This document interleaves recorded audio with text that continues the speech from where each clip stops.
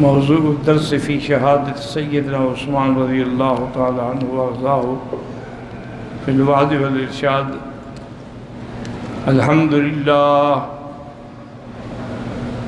الحمدللہ وکفا والصلاة والسلام علی خاتم الانبیاء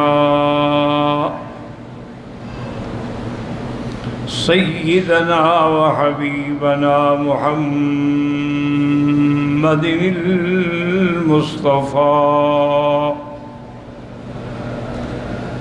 وعلى آله المجتبى وأصحابه النجباء.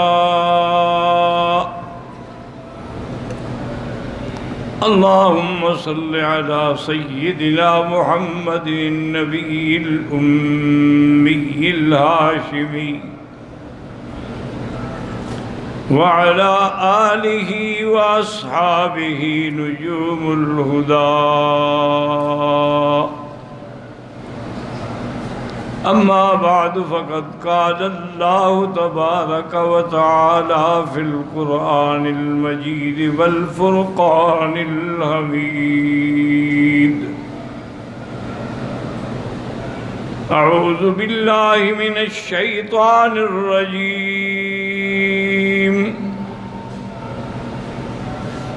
بسم الله الرحمن الرحيم. فسيكفيكهم الله وهو السميع العليم.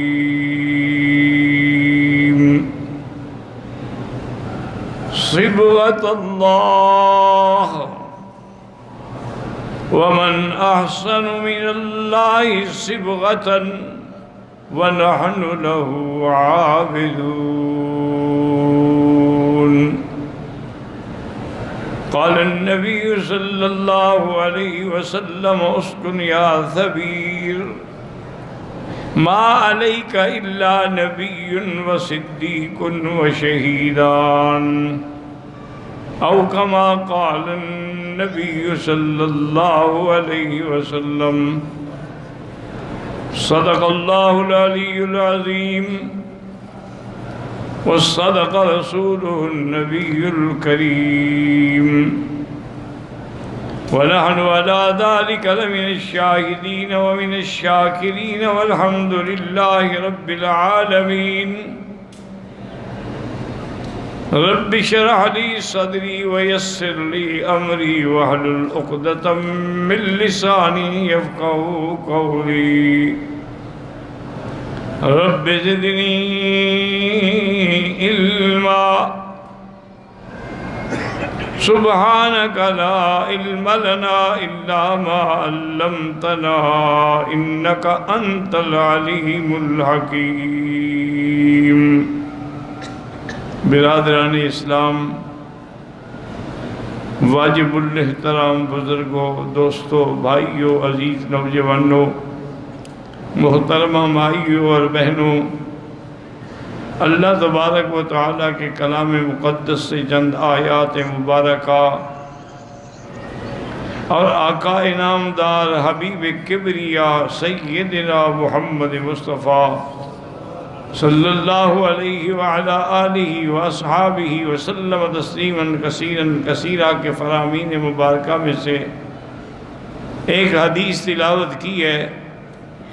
دعا فرمائیں کہ اللہ تبارک و تعالیٰ اس عاجز کو مع الاہل صحت عافیت کاملہ عاجلہ دائمہ اور حق بات بیان کرنے کی توفیق عطا فرمائیں. آپ کو حق سننے سمجھنے کی، ہم سب کو مل کر حق پہ چلنے کی توفیق عطا فرمائیں. پروردگار عالم تمام آنے والوں کی حاضری، حج، عبادات، زیارات، صدقات، خیرات منظور و مقبول فرمائیں اور اس سال جدید کو امت مسلمہ کے لیے باعث عزت و تمکین و نصرت بنائیں. میں نے سابقہ معروضات میں امیر المؤمنین سیدنا عثمان ابن عفان ثالث الخلفاء وزیر النبی المصطفیٰ رضی اللہ تعالی عنہ کے بارے میں کچھ معروضات عرض کیے تھے. اور اس کا خلاصہ یہ تھا کہ اللہ نے سیدنا عثمان کو ذو الہجرتین بھی بنایا کہ آپ نے 2 دفعہ ہجرت کی، اور اللہ نے آپ کو ذی النورین بھی بنایا کہ حضور پاک صلی اللہ علیہ وسلم کی 2 لخت جگر بی بی رقیہ اور بی بی ام کلثوم ان کے نکاح میں آئیں۔ اسی طرح اللہ تبارک و تعالیٰ نے انہیں ذو البشارتین بھی بنایا کہ حضور پاک نے ان کو 2 دفعہ بطور خاص جنت کی بشارت دی، ایک جب انہوں نے بیر روما خریدا اور دوسرا جب مسجد کے لیے زمین خریدی۔ اور ذو الشرکتین بھی تھے کہ حضور پاک نے ان کو بدر میں باوجود نہ ہونے کے شریک بنایا، اور اسی طرح بیعت رضوان میں وہ مکے میں تھے لیکن حضور نے ان کو بیعت میں بھی شریک کیا اور اپنے ہاتھ کو حضرت عثمان کا ہاتھ قرار دیا رضی اللہ تعالی عنہ وارضاہ۔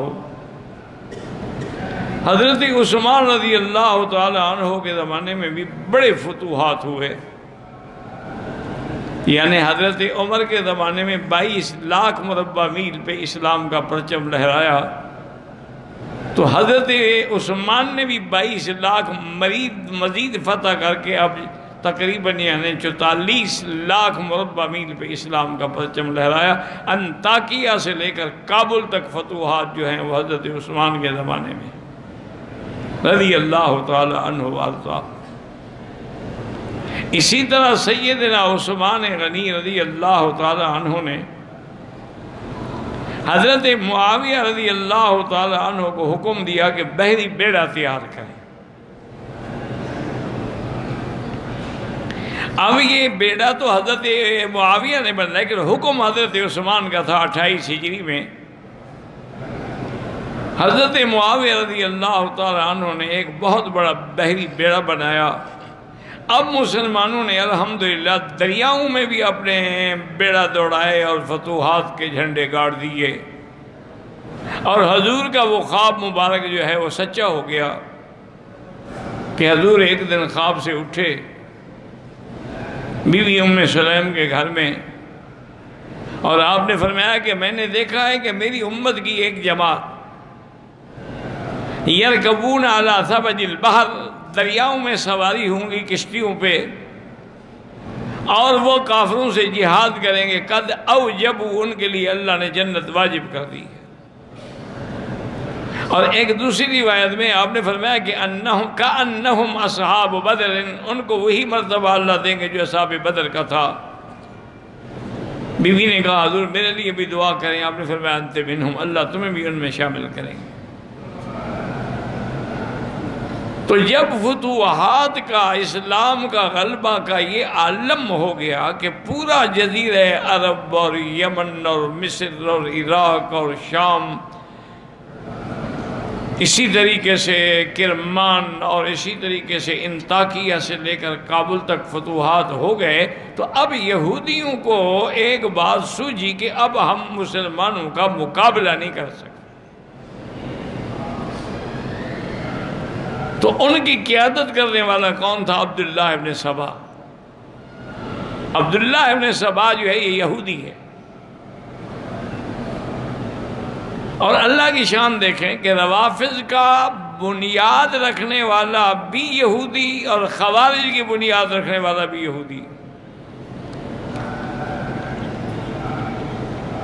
بلکہ محققین و علماء نے تحقیق فرمائی ہے کہ حضور نے فرمایا تھا نا کہ میری امت جو ہے وہ 73 فرقوں میں بڑھ جائے گی اور سب کے سب ہلاک ہوں گے الا واحدۃ، صرف ایک فرقہ ہے جو بچے گا۔ تو صحابہ نے پوچھا حضور وہ کون سا فرقہ ہے؟ فرمایا ما انا علیہ و اصحابی، جو میرا راستہ ہے اور میرے صحابہ کا راستہ ہے، صرف وہ نجات پائیں گے، باقی سب ہلاک ہو جائیں گے۔ تو علماء نے تحقیق فرمائی ہے کہ یہ 72 فرقہ جو ہے ان سب کی بنیاد رکھنے والے بھی یہودی ہیں۔ تو تمام فتنے جتنے امت میں پیدا ہوئے، روافض کے تھے، خوارج کے تھے، معتزلہ کے تھے، قدریہ کے تھے، کرامیہ کے تھے، مشبہہ کے تھے، یہ سب فتنوں کی بنیاد رکھنے والے یہودی ہیں۔ تو عبداللہ ابن سبا نے مشورہ کیا کہ بھی اب ہم مسلمانوں کا مقابلہ نہیں کر سکتے، اب ایک حل ہے کہ ہم مسلمان ہو جائیں اور مسلمانوں کی جماعت میں شامل ہو جائیں، اور مسلمان بن کے ہم وہاں ایسی تحریکیں چلائیں کہ ان کو کمزور کریں۔ تو عبداللہ ابن سبا اور اس کے ساتھی مسلمان ہو گئے، اور جب لوگوں کو ان کے اعمال ظاہرہ پر یقین ہو گیا کہ یہ تو بڑے پکے مسلمان ہیں، جیسے قادیانی ہیں، نمازیں بھی پڑھتے ہیں، روزے بھی رکھتے ہیں، حج بھی کرتے ہیں، عمرے بھی کرتے ہیں۔ ایک دفعہ بڑا عجیب واقعہ ہوا، شاید میں نے پہلے بھی کبھی عرض کیا، کہ مولانا منظور چنیوٹی رحمت اللہ علیہ بڑے مجاہد تھے، مناظر تھے، ساری زندگی انہوں نے ختم نبوت کی حفاظت کی، اور ان کے دشمنوں سے ہمیشہ مناظرے کیے، مجادلے کیے، مباہلے بھی کیے۔ میں حرم میں بیٹھا تھا، میرے پاس آئے، کہنے لگے کہ مکی صاحب ایک پکا قادیانی، جو صرف قادیانی نہیں بلکہ قادیان کے ان کے دفتر کا ایک اہم عہدیدار ہے، وہ حرم میں ہے۔ میں نے پولیس کو بات کی تو وہ میری بات ہی نہیں سنتے، حالانکہ حکومت نے یہ فیصلہ کیا تھا کہ مولوی منظور چنیوٹی صاحب جس کے بارے میں کہہ دیں کہ یہ قادیانی ہے، اس کو فوراً ملک سے نکالا جائے۔ انہوں نے کہا، میں نے بات کی، انہوں نے کہا جی ہم تو کچھ نہیں کر سکتے، آپ بادشاہ کو لکھیں یا آپ گورنر کو لکھیں، ہم ایسے تو نہیں پکڑ سکتے، اب کیا کرو؟ انہوں نے کہا مکی صاحب میرا تو بالکل دل جل گیا۔ میں نے کہا حضرت ناراض نہ ہوں، بڑا آسان حل ہے۔ وہ کہہ رہے کہ کیا حل ہے؟ میں نے کہا آپ ایسا کریں کہ جہاں وہ حرم میں کھڑا ہونے جا کے اس کو 2-3 تھپڑ ماریں، وہ بھی آپ کو مارنے کی کوشش کرے گا، ہم بھی ساتھ آ جائیں گے، 2-3 طالب اور بھی ہوں گے، ہم اس کو پکڑ لیں گے اگر آپ سے وہ غالب آنے لگا تو جب یہ لڑائی ہوگی تو پولیس پکڑ لے گی نا دونوں کو۔ انہوں نے کہا یہ تو میرے لیے کوئی مشکل مسئلہ نہیں۔ خیر ہم چلے گئے، جاتے ہی مولانا تو جس جوش میں تھے نا، تو اس نے بھی مقابلہ کرنے کی کوشش کی، ہمارے ساتھی نے پکڑ لیا، اس لیے میں پولیس آ گئی، انہوں نے بھی پکڑ لیا۔ انہوں نے کہا کیا بات ہے، اللہ کے حرم میں مقام ابراہیم پہ لڑائی کر رہے ہو؟ بہرحال وہ اس کو پکڑ کے شرطہ حرم کا جو دفتر تھا نا وہاں لے گئے، میں بھی ساتھ چلا گیا، مولوی صاحب بھی چلے گئے۔ ان کے جو بڑے تھے، رائد تھے، مدیر تھے، وہ بیٹھے، انہوں نے کہا بھی کیا بات ہے؟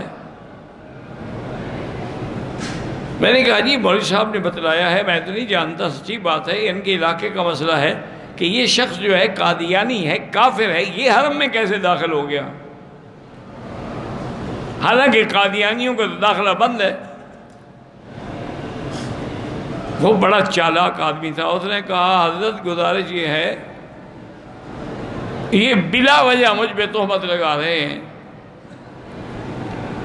حضور پاک صلی اللہ علیہ وسلم کی حدیث ہے، من صلی صلاتنا واستقبل قبلتنا واکل ذبیحتنا فہو منا۔ یہ حدیث ہے، انہوں نے کہا حدیث ہے۔ انہوں نے کہا دیکھیں میں نماز پڑھ رہا تھا، قبلے کی طرف میرا رخ تھا، آپ کا ذبیحہ کوئی ہو تو منگا کے دیں، میں کھاتا ہوں، پھر میں کیسے کافر ہو گیا کہ میرے ساتھ لڑنے کے لیے آ گئے؟ اب وہ پولیس افسر بھی چکر میں آ گیا، انہوں نے کہا بھی مولوی صاحبان یہ کیا بات ہے؟ اب وہ تو بیچارہ حدیث پڑھ رہا ہے، گلے میں اس نے قرآن شریف کی حمائل لٹکائی ہوئی ہے۔ ہم نے کہا حضرت آپ ان کے باتوں کو نہیں جانتے، یہ مولوی صاحب جانتے ہیں۔ انہوں نے کہا حضرت آپ اس سے نہ قرآن سنیں نہ حدیث، اس کو صرف ایک بات بتائیں کہ مرزا غلام احمد قادیانی کون ہے؟ کیا تم مرزا غلام احمد قادیانی کو کافر کہتے ہو؟ انہوں نے کہا وہ کون ہے؟ وہ دعی نبوت ہے، اس نے نبوت کا دعویٰ کیا ہے۔ جب اس کو پولیس والے نے کہا کہ ہاں بھائی بتاؤ مرزا غلام احمد قادیانی کون ہے، اس نے کہا وہ تو نبی ہے، چونکہ وہ تو ان کا اہم عہدیدار تھا نا، وہ کیسے انکار کر دیتا؟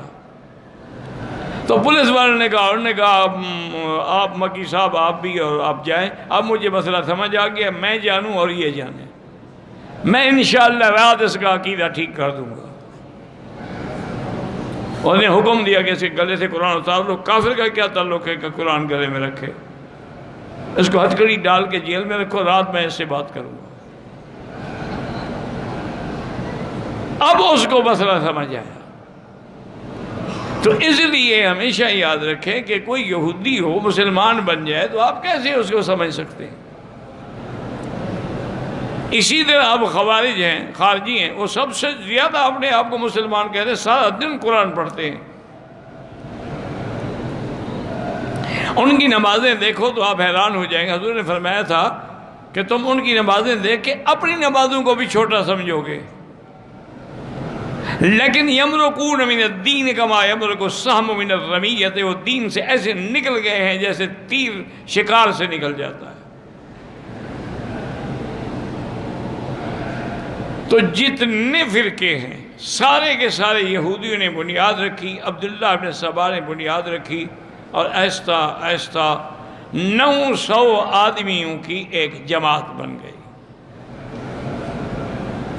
انہوں نے سب سے پہلے تو محبت اہل بیت کا نعرہ دیا، اور پھر انہوں نے کہا کہ حضور کا وصی جو ہے وہ حضرت علی ہے۔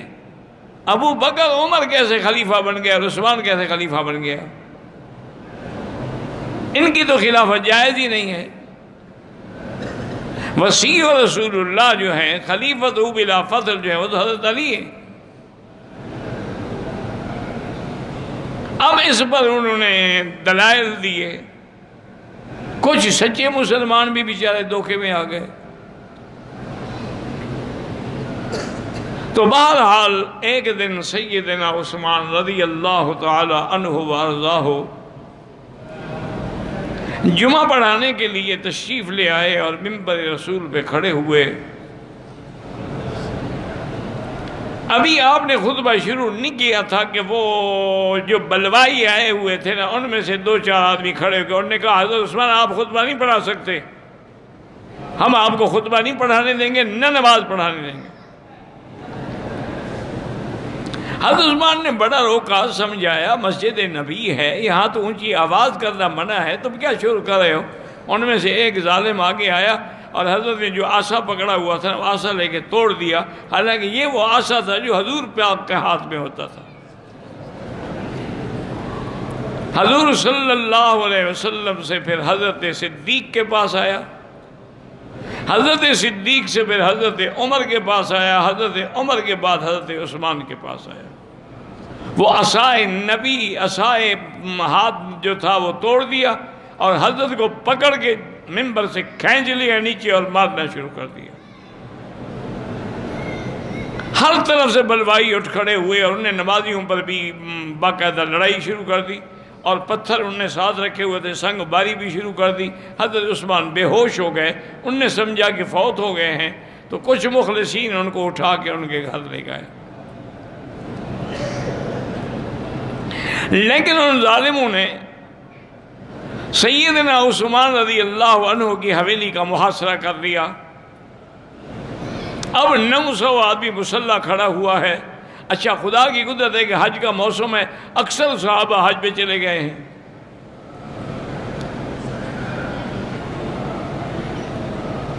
حضرت عثمان نے فرمایا بھی تم کیا چاہتے ہو؟ انہوں نے کہا جی ہم یہ چاہتے ہیں کہ آپ خلافت چھوڑ دیں، آپ خلافت کے حقدار نہیں ہیں۔ انہوں نے کہا یہ میں نہیں کر سکتا، مجھے آقا نے فرمایا تھا کہ ان اللہ مقمصک قمیصا فلا تخلعہ، اللہ تمہیں خلافت کی قمیص پہنائیں گے، تم اس کو نہ نکالنا۔ میں کیسے نکالوں؟ میں حضور کے فرمان کی مخالفت کیسے کروں؟ کچھ دنوں کے بعد کچھ صحابہ نے، جن میں حضرت علی بھی شامل ہیں، حضرت حسن بھی شامل ہیں. انہوں نے حضرت عثمان سے ملاقات کی بڑے خفیہ طریقے سے، چونکہ باہر تو دشمن کھڑے ہوئے ہیں نا. انہوں نے کہا کہ حضرت عثمان، یہ 800-900 آدمی ہیں بلوائی جو آئے ہیں حملہ کرنے والے، تمہارے پاس تو خلافت ہے، طاقت ہے، حکومت ہے، فوج ہے، اب حکم تو دیں. آپ بحیثیت خلیفے کے حکم دیں گے ان غداروں کو اور باغیوں کو قتل کر دیا جائے، ان کی تو بوٹی بھی نہیں ملے گی مدینے میں. حضرت عثمان نے فرمایا کہ میرے آقا نے فرمایا تھا انک ستبتلا، ایک وقت آئے گا تم پر ایک امتحان آئے گا، فلا تقاتلن، میرے مدینے میں قتال نہ کرنا. اب میں کیسے قتال کا حکم دوں؟ میں تو مجبور ہوں، میں تو نہیں دے سکتا. صحابہ مایوس ہو کے واپس آ گئے، اور پھر صحابہ نے اپنے جوانوں کو حکم دیا، جن میں عبداللہ ابن عمر بھی ہیں، عبد الرحمن ابن عوف بھی ہیں، حضرت حسن بھی ہیں، حضرت حسین بھی ہیں، حضرت طلحہ بھی ہیں، نوجوان سارے کے بھی، تم حضرت عثمان کے گھر کا پہرا دو.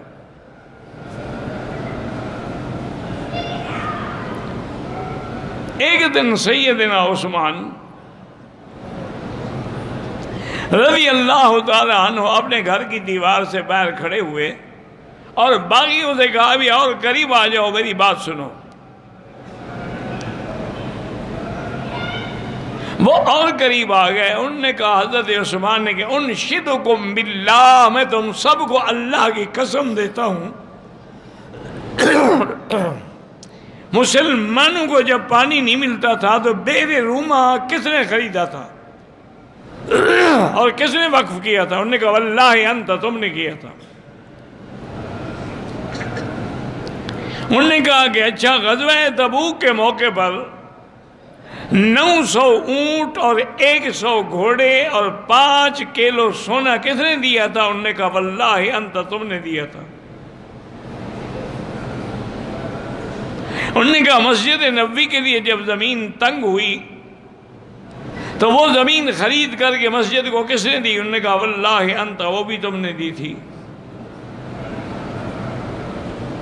حضرت عثمان رضی اللہ تعالیٰ نے فرمایا کہ جب تم یہ گواہی دیتے ہو، اور قرآن کو جمع کس نے کیا ہے؟ ایک قرات پہ، چونکہ 7 قراتوں کی وجہ سے اختلاف ہو رہا تھا. حضرت حذیفہ کے بعد میں نے کمیٹی بنائی اور ایک قرات پہ قرآن کو جمع کر دیا، جو مصحف عثمانی کہلاتا ہے.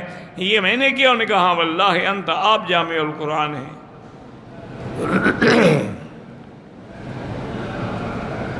انہوں نے کہا کہ بات سنو، اسلام کے اندر 3 آدمیوں کا قتل جائز ہے. ایک تو وہ آدمی جس نے کسی کو قتل کیا ہو، وہ قصاص میں قتل ہوگا. اور میں نے تو کبھی زندگی میں کسی کو تمانچہ بھی نہیں مارا، قتل تو بڑی بات ہے. دوسرا وہ آدمی جو دین اسلام سے نکل جائے، مرتد ہو جائے، اس کے لیے بھی قتل کا حکم ہے. اور میں اب بھی اگر آپ نہیں مانتے تو کلمہ پڑھتا ہوں، آپ میرے اسلام کے گواہ ہو جائیں، گویا کہ میں مرتد تو نہیں ہوں. اور تیسرا آدمی اسلام میں وہ قتل کیا جاتا ہے جس نے زنا کیا ہو اور شادی شدہ ہو. زنا تو بڑی بات ہے. انہوں نے کہا میں نے تو کبھی غیر محرم عورت پہ نظر ہی نہیں ڈالی. جب یہ تینوں چیزیں میرے اندر نہیں ہیں تو تم کیسے مجھے قتل کرتے ہو؟ انہوں نے کہا نہیں، بس ہم نے فیصلہ کر لیا ہے کہ آپ کو قتل کریں گے یا آپ خلافت چھوڑ دیں. اور پھر میں خلافت اس لیے نہیں چھوڑ سکتا کہ مجھے اللہ کے نبی نے منع کیا تھا. بہرحال حضرت عثمان کا پانی بند کر دیا گیا اور 40 دن پیاسے رہے حضرت عثمان. انہوں نے آخر پیغام بھیجا بی بی عائشہ کو، سیدنا علی کو اور سیدنا زبیر کو کہ ہو سکے تو مجھے پانی بھیجو. حضرت علی رضی اللہ تعالیٰ عنہ خود مشکیدہ پانی کا بھر کے لائے، لیکن ظالموں نے تیر مارا، مشکیدہ پھٹ گیا اور پانی ختم ہو گیا. حضرت علی جب قریب گزرے تو انہوں نے اپنی پگڑی مبارک اتار کے حضرت عثمان کے گھر میں پھینکی تاکہ وہ سمجھ لیں کہ میں نے اپنی طرف سے کوشش کی ہے لیکن میں کامیاب نہیں ہوا.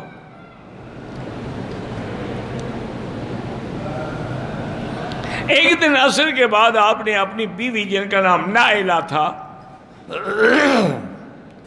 اس کو بلایا اور کہا کہ میں نے ابھی ابھی خواب دیکھا ہے کہ حضور صلی اللہ علیہ وسلم ہیں، ابو بکر ہیں، حضرت عمر ہیں، اور حضور فرماتے ہیں عثمان ہم تو تمہاری انتظار کر رہے ہیں، افطر عندنا، آج ہمارے ساتھ افطار کرو. انہوں نے کہا اشارہ ہو گیا کہ میری شہادت کا وقت قریب آ گیا. تو پہلی دفعہ حضرت عثمان نے فرمایا کہ پجامہ لے آؤ، میں پجامہ پہن لوں، ہو سکتا ہے کہ بلوائی حملہ کریں، خدا نہ کرے میرا سطر نہ کھل جائے. اور 40 دن تک بغیر پانی، بغیر کسی چیز کے صرف قرآن شریف کی تلاوت کرتے تھے اور حضور کو سکون ملتا تھا. حضرت عثمان رضی اللہ تعالیٰ عنہ نے قرآن کھولا اور اسی آیت پہ تھے آپ فَسَيَكْفِيكَهُمُ اللَّهُ وَهُوَ السَّمِيعُ الْعَلِيمُ کہ ایک بلوائی گھر کی دیوار سے پیچھے سے کود کے اندر آیا اور لوہے کی لٹ آپ کے سر مبارک پہ ماری، خون بل بل بہنے لگا. بی بی نائلہ نے روکنے کی کوشش کی، انہوں نے ان کو بھی مارا، ان کی انگلیاں کٹ گئیں. ایک ظالم آ کے آپ کے سینے پہ چڑھ گیا، آپ کی داڑھی کو پکڑا اور سینے پہ کودتا رہا، آپ کی پسلیاں ٹوٹ گئیں. ایک ظالم بلوائی نے آپ کو تھپڑ مارا. اس طرح ہوتے ہوتے حضرت عثمان رضی اللہ تعالیٰ عنہ شہید ہوئے اور کسی کو پتہ نہیں ہے باہر والوں کو، چونکہ باہر تو انہوں نے حصار کیا ہوا ہے. شہادت کے بعد بھی 2 دن آپ کی لاش گھر کے اندر بغیر کسی کفن دفن کے رکھی رہی.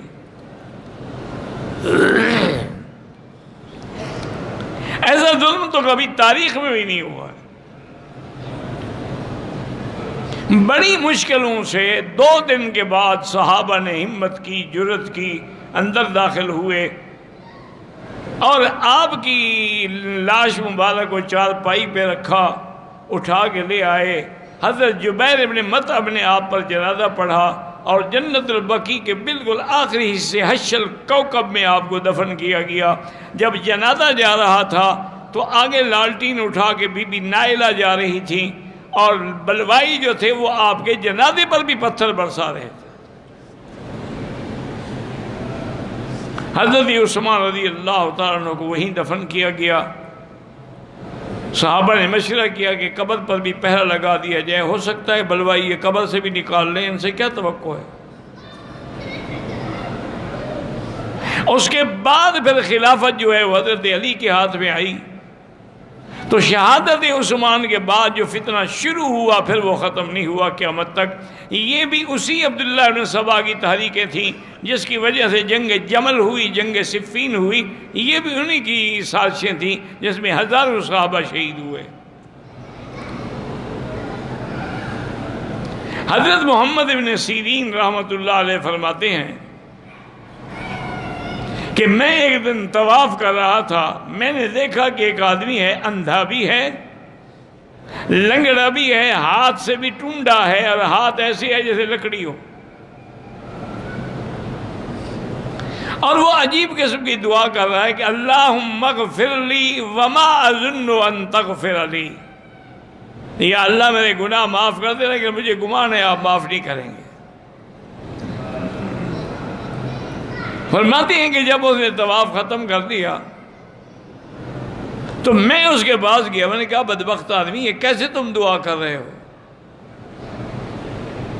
اللہ سے تو آدمی مغفرت کی امید رکھتا ہے، تم کہہ رہے ہو کہ نہیں کہ مجھے امید ہے کہ آپ مغفرت نہیں کریں گے. انہوں نے کہا بات سنیں محمد ابن سیرین، میں ہی وہ بدبخت ہوں جس نے حضرت عثمان کو تھپڑ مارا تھا. اور اس وقت مجھے بی بی نائلہ نے 3 بد دعائیں کی تھی، یبس اللہ یدک واعمی بصرک وما غفر ذنبک، اللہ تیرے ہاتھ کو خشک کر دے، تجھے اندھا کر دے اور تیری مغفرت بھی نہ کرے۔ تو بی بی صاحبہ کی 2 دعائیں تو پوری ہو گئی ہیں، میرا ہاتھ جو دیکھیں آپ لکڑی بن گیا ہے، میں اندھا بھی ہو گیا ہوں، تو مجھے یقین ہے تیسری دعا بھی قبول ہوگی، مجھے مغفرت نہیں ہوگی۔ میں اس لیے ایسی دعائیں مانگ رہا تھا۔ آپ اندازہ کریں کہ کسی کی شہادت کی گواہی میدان کربلا دے گا، عمر کی شہادت کی گواہی محراب نبی دے گا، کسی کی شہادت کی گواہی میدان بدر دے گا، یہ عثمان غنی ہیں جن کی شہادت اللہ کا قرآن دے گا، کہ قرآن مقدس جس پہ آپ کا خون گرا ہے، آج بھی برٹش یعنی انڈیا میں، انگلینڈ میں برٹش میوزیم میں وہ قرآن رکھا ہوا ہے، اور وہ خون بھی عثمان کا ابھی تک موجود ہے رضی اللہ تعالی عنہ وارضاہ۔ تو بہرحال یہ صحیح خلفاء تھے، صحیح پروانے رسول تھے، اور حضور کے صحیح خلفاء تھے، اور اللہ نے جو حضور سے فتوحات کا وعدہ کیا تھا وہ انہی کے ہاتھوں پہ پورا ہوا رضی اللہ عنہ وارضاہ۔